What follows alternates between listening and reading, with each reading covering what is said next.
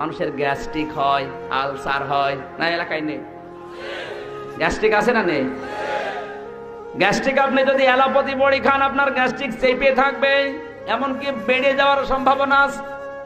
কিন্তু আল্লাহ একটা বিষয় কোরআনে তা ১৫০০ বছর আগে দিয়েছে, অথচ আমি পেয়েছি মাত্র 2 দিন আগে, যদি অনেকে আগে পেয়েছে। এই তথ্যটা এখন প্রমাণ করছে বিজ্ঞানে।